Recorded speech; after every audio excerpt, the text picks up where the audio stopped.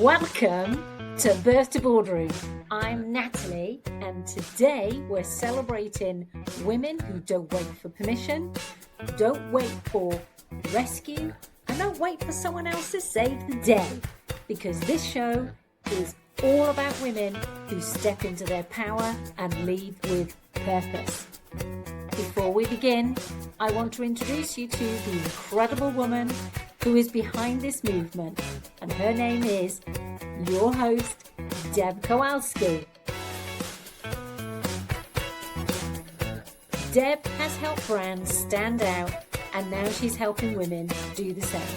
As your host of Birth to Boardroom, she brings inspiring conversations with trailblazing women who turn passion into purpose.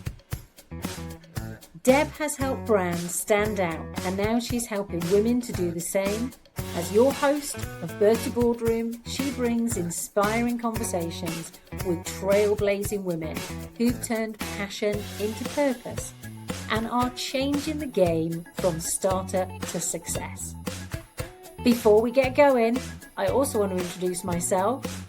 I'm Natalie, a strategic leader who blends clarity, creativity, and courage. I've spent my career building high-performing teams, transforming experiences, and reinventing brands across global boardrooms, bringing energy and a signature Friday feeling flair. Deb, thank you for bringing me into this series. Over to you. Thank you so much, Natalie. Well, we've got an incredible guest today. The topic, redefining leadership on your own terms. Today's guest is a woman who embodies creativity, courage, and unconventional leadership, Alison Goldie. Alison is a leader, a connector, and someone who has navigated non-traditional career paths, embraced sideways moves, and found ways to bring humor and innovation into corporate spaces. She teaches us that real leadership isn't about following the rules. It's about breaking conventions, taking bold risks, and defining success on your own terms. Today, we're talking about redefining leadership on your own terms, choosing your own path, trusting your instincts, and using creativity and humor to shape meaningful impacts. Please welcome Alison Goldie. Welcome, Alison.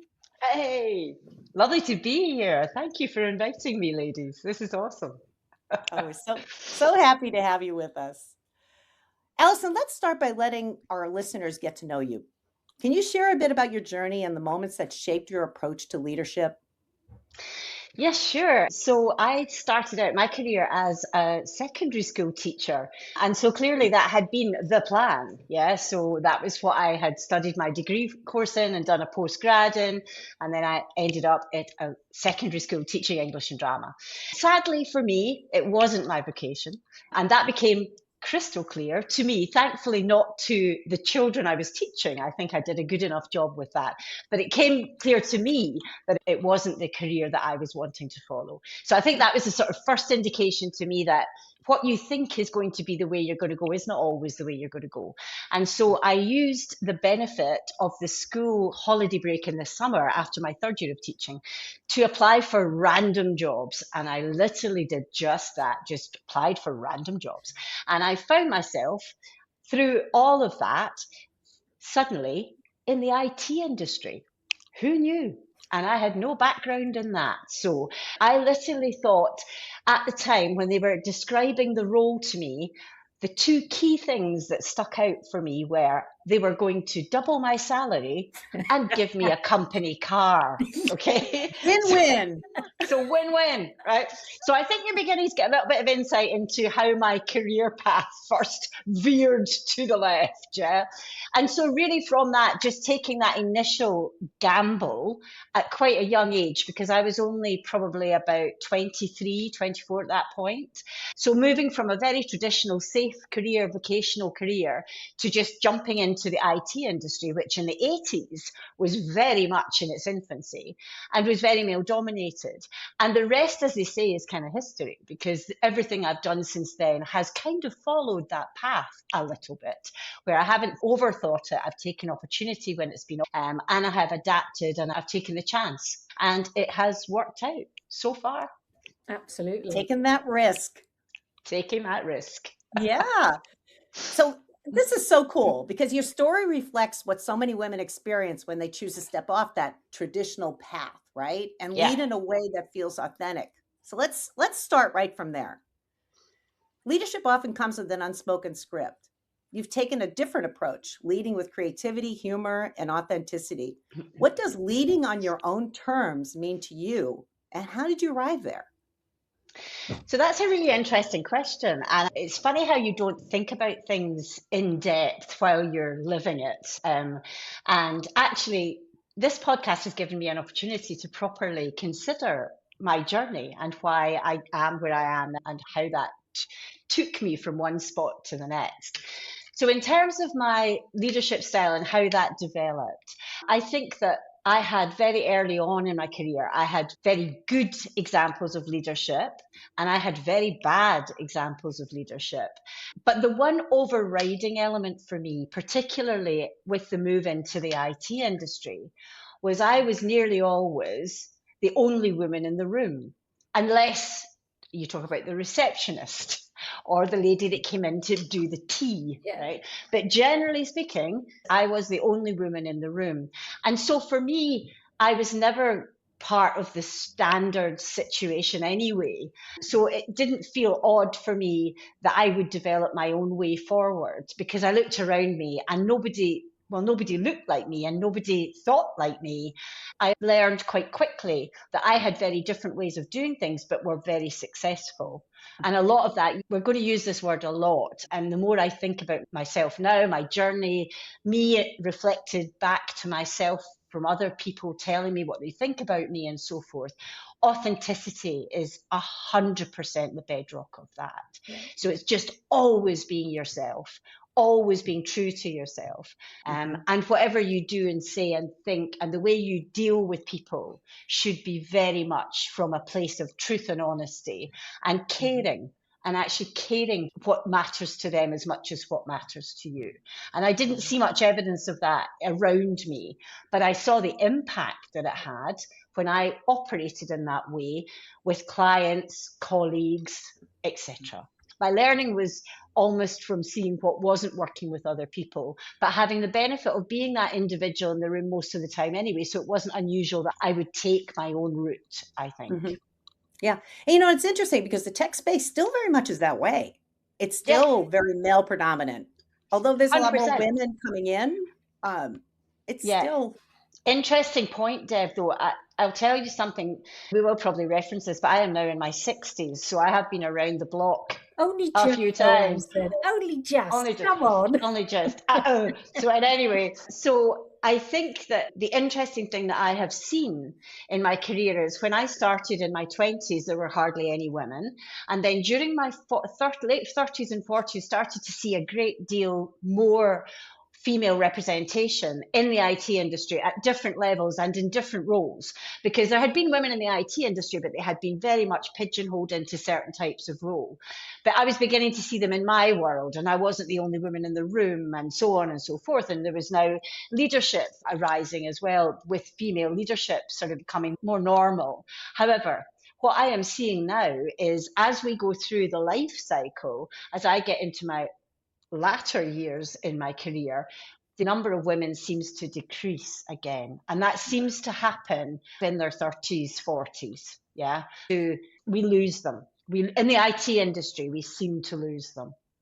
That's interesting. And why do you think that is?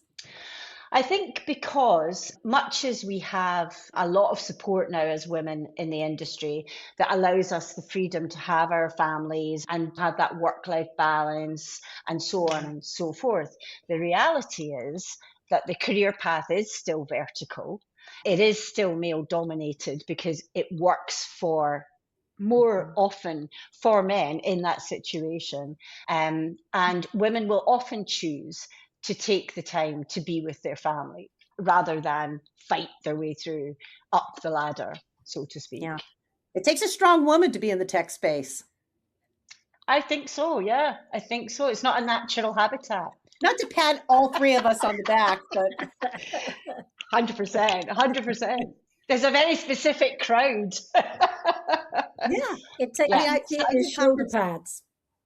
Right. Exactly. Yes, exactly. I started the first time round with the shoulder pads. That was fabulous. Well, But that brings interesting, back. a lot of my very, very good friends, long-term friends, I've met all of them through the IT industry. Yeah, So interesting. it's a good. I've done a lot of conferences over the career. My career path was also tech, 25 years of tech.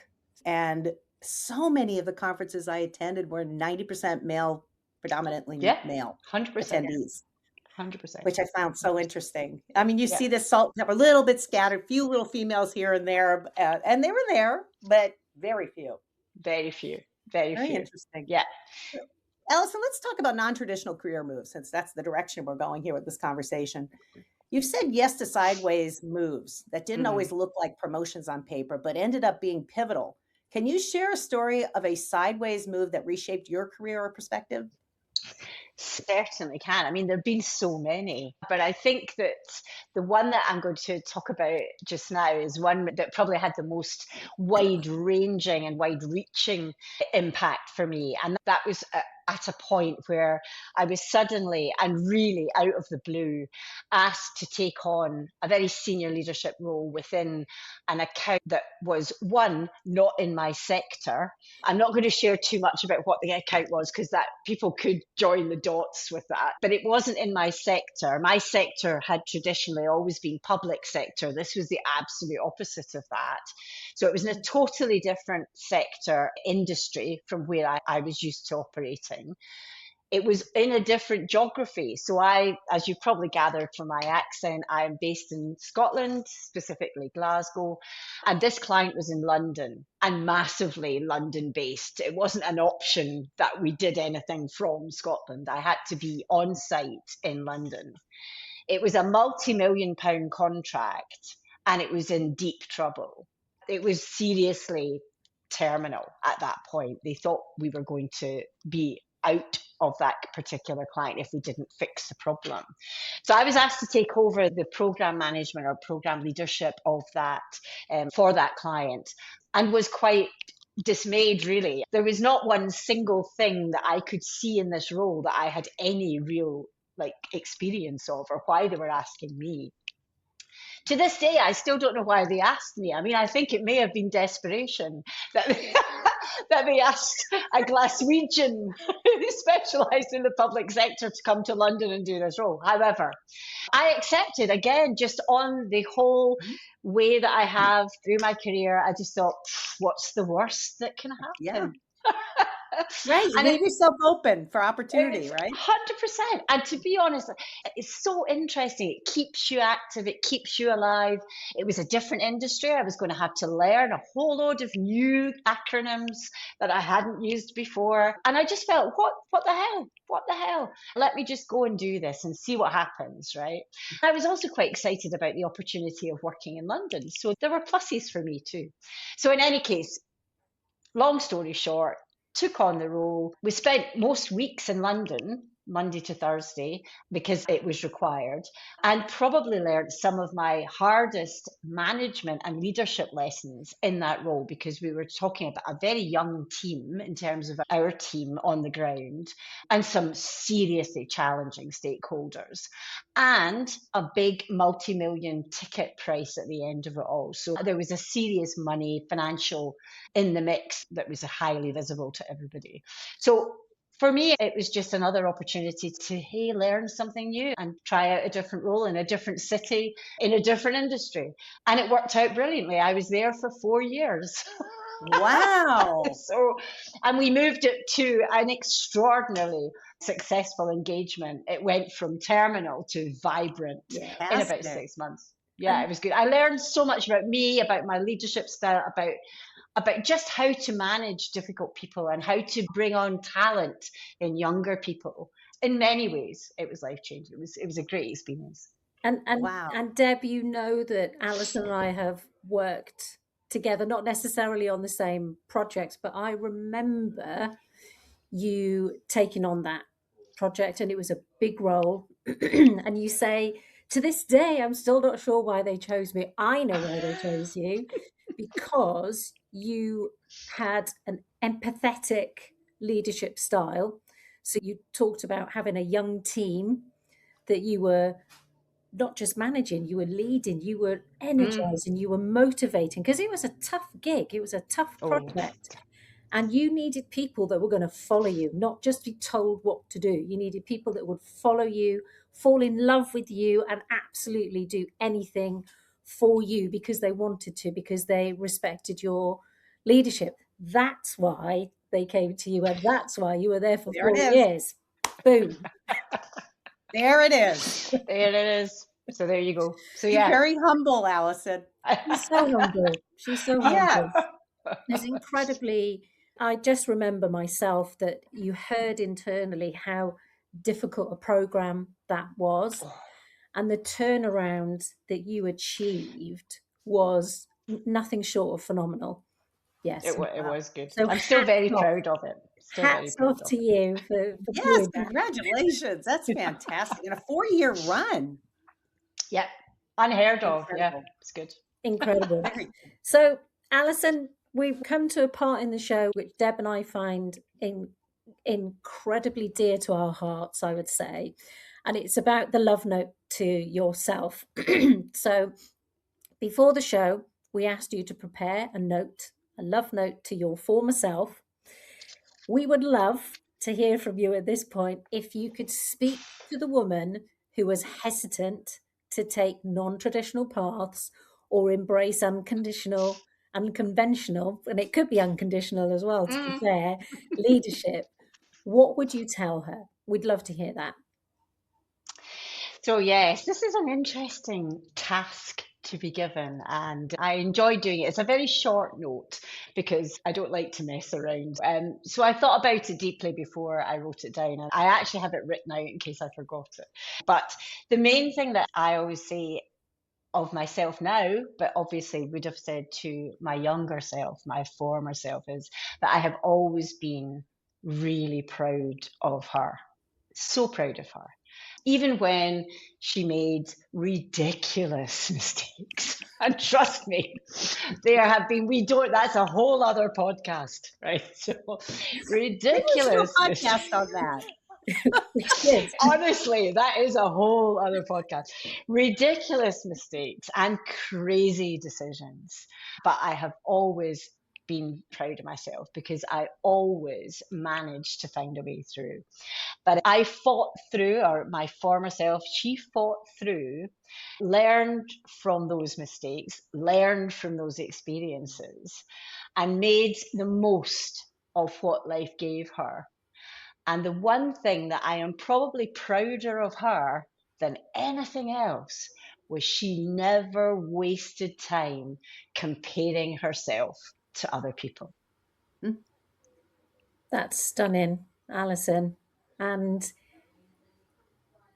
even if it's a short note, I think that's so beautiful. And obviously, I know you, so I just know how much you enjoy life and you take every moment.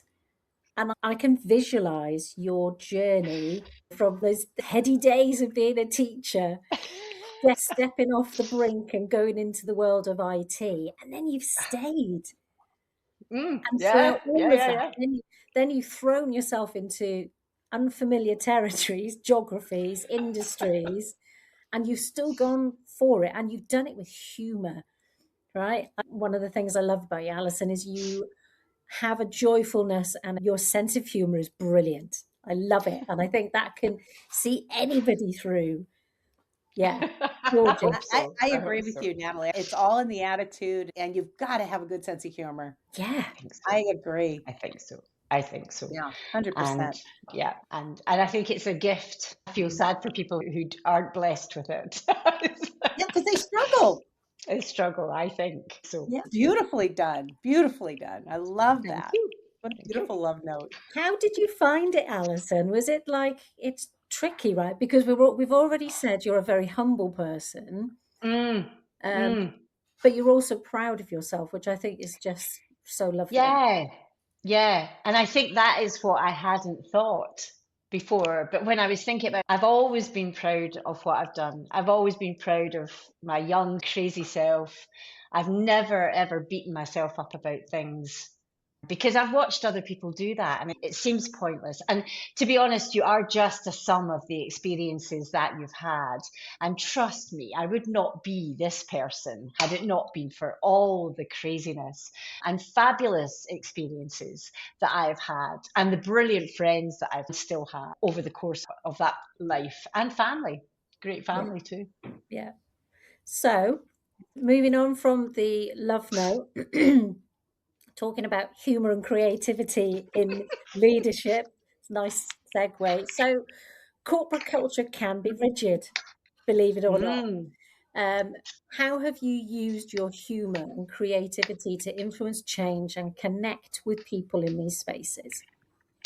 Right. I thought about this because I wanted it to be a brilliant story, okay? Because I have so many stories and I wanted it to truly reflect what I mean by that, how you can use that authenticity, sense of humor, etc., just to get yourself through difficult situations. So the one that I'm going to share with you is true, obviously, and referenceable because I think some of the people are still around. I'm going to tell you about the time that I did my first lead pitch at my current company. And it was as the sales lead. For your listeners who don't know that, my main job over the years, I've done different things, but sales has been my fundamental role for many years, one way or another. And I joined my current company as a sales lead. This was the sort of maybe about 6 or 8 months in. And this was my first real proper pitch, multi-100,000 pound opportunity, public sector.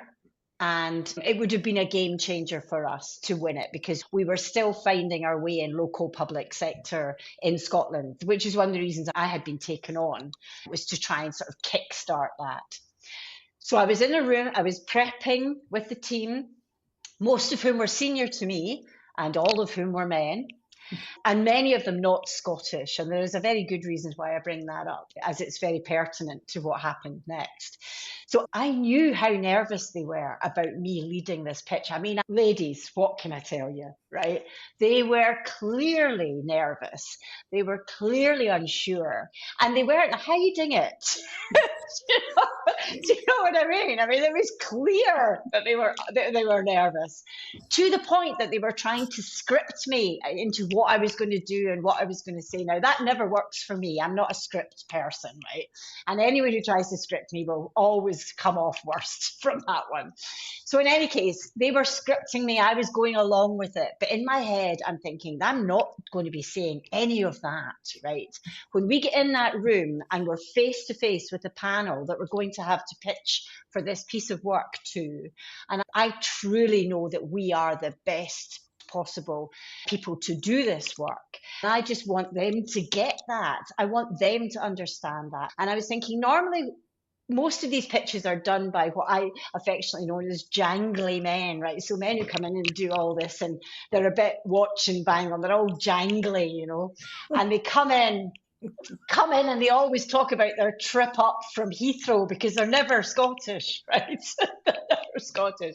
Anyway, we got in the room and I was the first to stand. So we did all the introductions, usual nonsense, right? And I stood up and you could literally hear the intake of breath behind me as they were looking at me. And what I had decided on the way into the room was I was going to tell these people how I was feeling about standing in front of them and doing this pitch. And I was going to be really authentic. I was going to tell them it exactly as it was, because I knew that whoever was coming in behind me from another organization was going to be a bunch of jangly guys who were going to do the same thing as the other ones, right? So I stood up and I swear, and just to give it some context, because I know this is not a necessarily Scottish audience, there's a phrase that is very popular in Glasgow and Scotland more widely, but it's very much used in relation to Glasgow. And it's pure, dead, brilliant.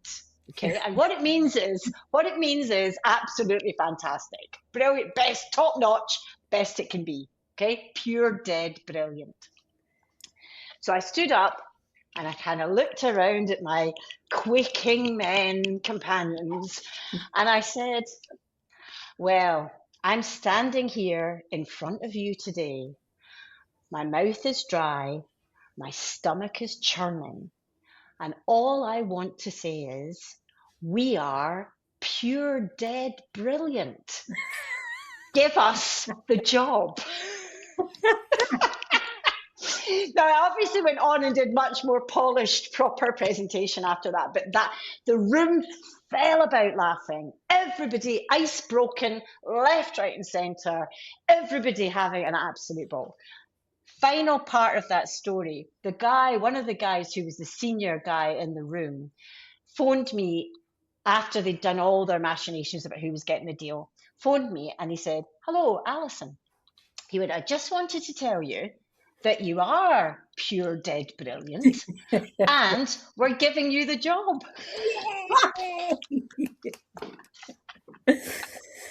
Wow.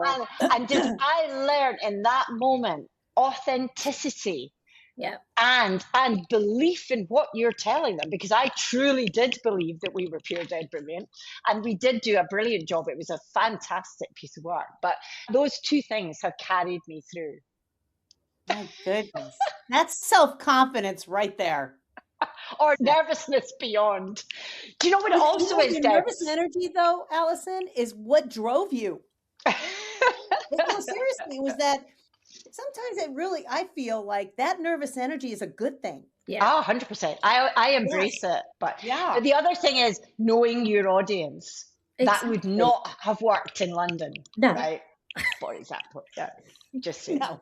You could have said, "We are brilliant. Give us We are brilliant. Give us the job. Give us the job." And you probably would have got people laughing, because you would have still laughed. Totally, in my experience, like you, Alison, I was the antithesis of the corporate person when I was at the same company. And that is how you won people. You were yourself. People buy from people. Yeah. 100%. 100%. A great story. Wow. So that segues us right into the next question, Alison. Overcoming fear of judgment. So choosing non-traditional paths often comes with external judgment. How did you overcome fears of others' opinions and stay true to your path? So another excellent question, which I gave some serious thought to over the last week or two. And here's what I think I learned.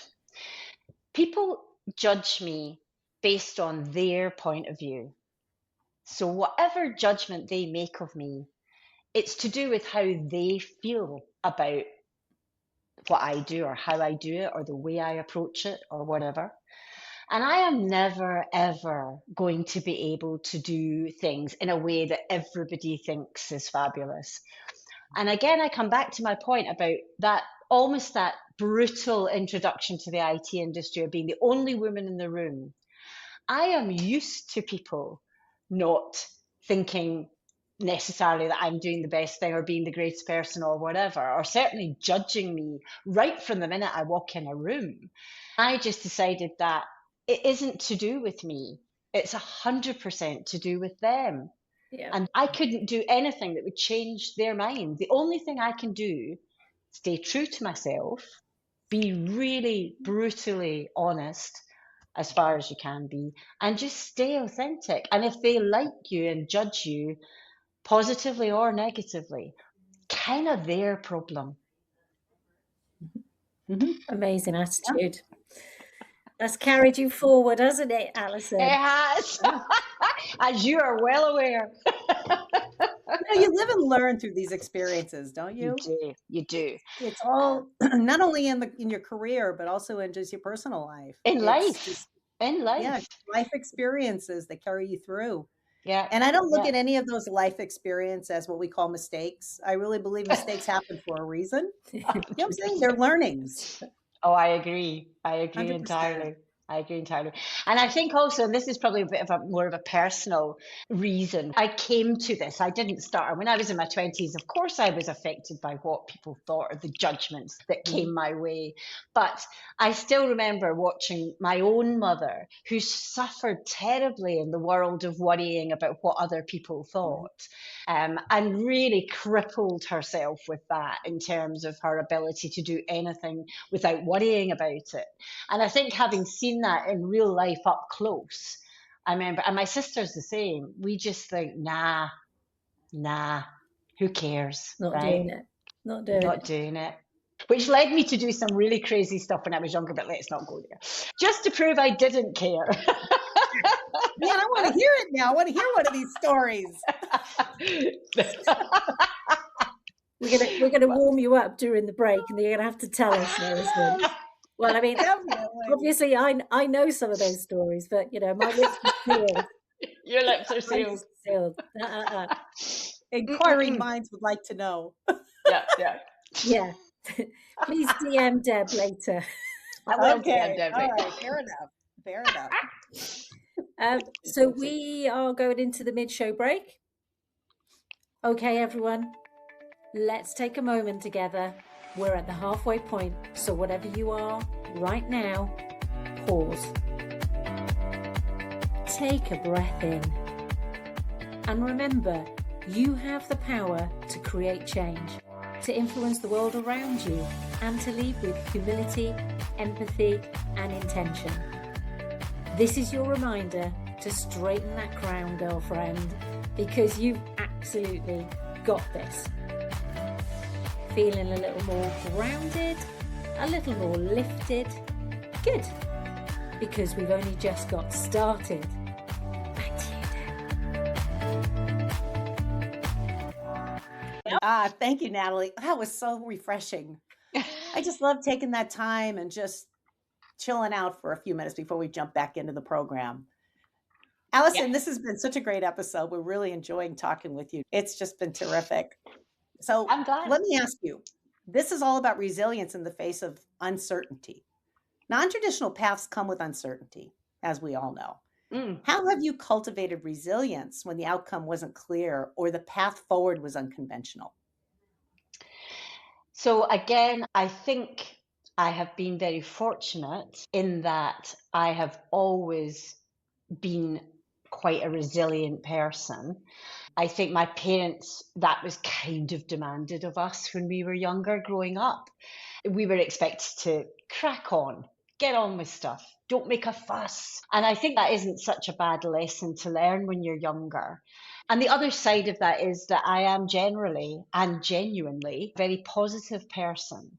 So if something isn't clear or isn't certain, or it throws me a curveball or something like that, really bad stuff is as well, I bounce back immediately. But I do find that I can bring myself to find the positive part of it, or how to get out of it, or actually just have a right good laugh about the mess that I'm in. And that is what I do, along with extraordinarily good, strong friends, strong family members, and so forth, has just, over the years, has just allowed me to take these crazy turns, take the chances, and just trust myself that I'll get through. And the other really interesting thing, and again, it's a benefit, I truly believe a benefit of getting older, is that you've kind of been here before. It may be dressed up in a different way. It may be called something different, but you've been here before. You've had a similar situation before. You've managed and you've got through it. And there hasn't been anything so far that has stopped you moving forward. So I think resilience is super important. I do worry a little bit about some of our younger generation coming up. I see it in work where they are still learning about resilience. It doesn't seem to be part of what they learn necessarily as they grow up before they come into the workplace. So we have a lot of things to do around that. But I think that, again, comes back to authenticity, being true to yourself, and just thinking, no, I can do this. I can do this. And the other thing I would say, and it's absolutely pertinent because it happened to me today when I was getting ready to do this podcast with you, I was really nervous. Like, really, I get really nervous. People think that I don't, or think that by now I won't. Yeah. I get very, very nervous. But what I've learned is that is a necessary part of going through something, which will be a brilliant experience because it always usually is. Yeah. And at the end of it, you get that real kick. It's like the bungee jump, which I hasten to add I've never done, right? But it's like a corporate bungee jump where you just take that, you just go, no, here I go, poof, let's dive in. Let's just go with it. What's the worst that can happen? Right. And that energy is what's bringing on all this passion, and what you're generating when you're speaking, Alison, is that nervous energy. And the thing is, I think so. For me, that nervous energy shows that you care, right? 100%. Because yeah, if you 100%. didn't care, you wouldn't be nervous about it. Maybe you'd still be successful, but you're probably going to be more successful because you do care, and therefore you will prepare and you're ready to go. 100%. 100%. Yes. And that's the other thing I will do. We'll come on to it at the end in terms of my motto for life. I will always prepare. I will always prepare as far as I possibly can, because I think it's a respectful thing to do. I think that you can tell when someone has just rocked up and not prepared. It has got an impact on what happens next. So I think it's important, and the people that you are either delivering something to or for or with, they deserve that respect from you. They definitely deserve that respect from you. Absolutely. I resonate with what you say after you've put yourself outside that comfort zone and you're celebrating your successes, because it's so true. You feel so good. It's like, I did this. And I mean, I think it is a natural high, isn't it? I mean, that's kind of what they say. And I believe that it is. And it's almost worth going through it. It's worth going through it just to get out the other end. Absolutely. And it's another experience. It's another experience that just keeps building you as a complex individual with lots of experience. We're not complex. Where'd you get that from? We're not complex. Complex. No. Complex. So straightforward. So straightforward. So easy. Yeah. So easy. People, so many people define success by the ladder that they climb. How, for you, do you define success as a leader who follows her own path? Good question. Good question. So I have a theory that is that the ladder is a male construct. Okay, without being too controversial, the ladder predated women in the workplace, I believe, and certainly in my industry, doing the sort of job that I do. That going up the ladder concept was around before me. And I think that many women should seriously consider why they would adopt that. It's not a natural, I don't think it's a natural way of developing, either as an individual or in your career. Because typically it will mean that you move farther and farther away from learning things, experiencing things, doing things, and you move further and further away from the action, I always think. And you potentially are in the same field, in the same area, in the same industry, in the same sector as you have always been. And you have simply just moved up, up, up, but you haven't learned particularly anything new or anything different. And I think for a lot of my colleagues, particularly, I think the younger generation as well, the ladder is a bad construct. It's a bad construct, and we should take it out of corporate life in terms of people should be encouraged to consider trying different things. In fact, should be encouraged to think of that as a fundamental part of a career, and particularly a fundamental part of developing your leadership style. Because if you just literally go up and up, you just simply follow whoever went before. And the ladder is not necessarily a leadership structure, just going to say. It is just a let's go up, let's go up, let's go up. You're not moved up the ladder. You don't show necessarily inspirational leadership skills potentially to get up the ladder. So I just think it's something that we all came into in industry, I feel, but it isn't a natural, I don't think it's a natural way for humans to progress and develop. I think you have to challenge yourself. And it's probably quite old-fashioned, right? It almost assumes that you might stay in the same job forever. 100%. 100%. Natalie, brilliant point. Brilliant point. Which is why I say I don't think it's relevant now to the younger generation, because they do not consider staying. There is no job for life now.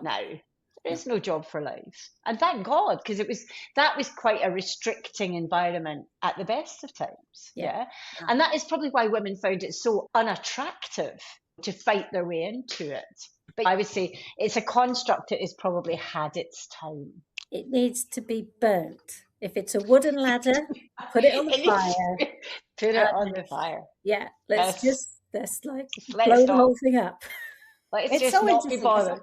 We do have a different approach now, and it's a much healthier one, I feel. And I tell my kids this all the time. I said, the 30-year career in one company is gone. That just doesn't happen anymore. Yep. I said, and if you do take on that belief that you stay with the company for 30 years, believe that you will only receive a 2 to 3% cost of living raise at that company as you move along. Yeah. 100%. Just know that. Absolutely. So I encourage both my kids all the time. I said, every 3 to 5 years, you take the leap out of that company, you move into another one, you get a new title, and you get more pay. Yeah, 100%. 100%. That's just the way our world is now. It is 100%. And it's much healthier. It is. It's much healthier. It's much healthier. The beauty of the world of consulting, I would say, Alison, is that you do at least get to work on so many different projects. So put the ladder kind of analogy to one side, you are at least able to work, whether it's a project that you worked on for 4 years or it's a project that you work on for 3-6 months, that sort of thing. I mean, that's why I loved consulting in the first place, was that 100%. you get to experience different people, different scenarios. Not that I was always in the same industry. Utilities was me at the time. That was me. But that difference is everything. And it allows you, in consulting, it allows you to take on a different leadership role as well. You go so many different directions with those projects, right? Yeah, absolutely. So I would agree. That's a very strong point, Natalie. I think it's a strong point. Thank you for allowing me to make that very strong point. Beautifully done. So you are very welcome. What's that phrase again? The Glasgow phrase? Dead. What was it? Pure dead brilliant. Pure dead brilliant. Right. I love that. So that's, the ladder is not that. Pure dead brilliant. No, it's not pure dead brilliant. Different jobs, different roles, different sectors is. Okay, so if you could leave our listeners with one message, Alison, about leading boldly, creatively, and authentically, what would it be? Brilliant. Okay, so over the years, and Natalie knows this because she has been with me when we've delivered some of these, but over the years I've done a lot of training of young consultants who are in their kind of formative years, and giving them sort of training around managing sales type environments and sales type engagements and so forth. And one of the things that I used to always say, and it's something that I say to every single person if I'm ever asked for my motto for life and my motto for leadership or whatever, however you want to talk about it, but there are fundamentally two things in life. There are things you can control, and there are things that you can't control.